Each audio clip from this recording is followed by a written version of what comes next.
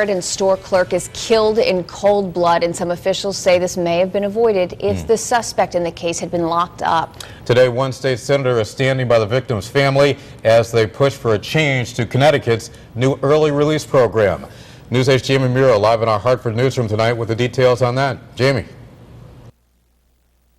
Well, Keith and Sonia, State Senator Len Suzio is amazed at this early release program where inmates can gain credits to then get out a little earlier than the full sentence. Well, he's amazed that it hasn't been looked at more closely. In fact, he's calling it a deeply flawed system. But those in the governor's office, specifically Mike Lawler, who you're about to see in our story here, says that the senator is exploiting the family for political gain because this is an election year.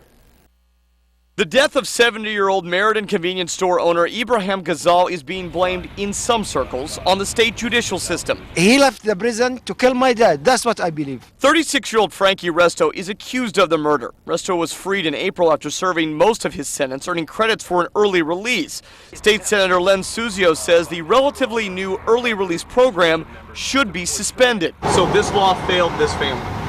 Oh, absolutely unconditionally. I would say without the early release law, Mr. Ghazal would be alive today. Officials from the governor's office claim that under the old system, Resto would have been let out much earlier. Did Connecticut fail this family the way this system is set up?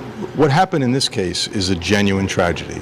I mean, there's no question that an innocent man was murdered by a guy who is a very dangerous, violent guy. There's no question about that.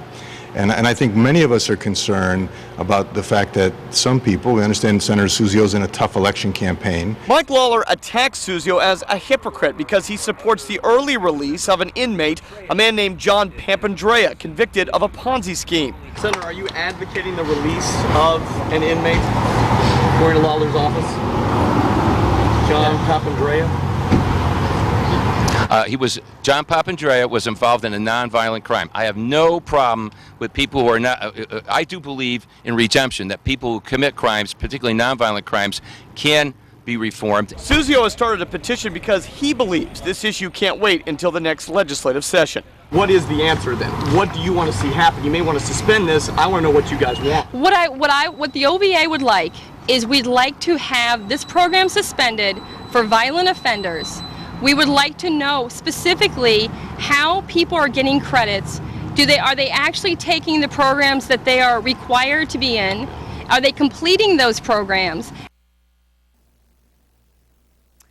Now, Senator Suzio tells me that he is willing to meet with the governor and his staff, although he has not called the governor's office directly. Meanwhile, Mike Lawler tells me that under this new early release plan, this credit system, Connecticut now is considered to have one of the strictest release programs in the entire country. We're live in the Hartford newsroom tonight. I'm Jamie Muro, News 8.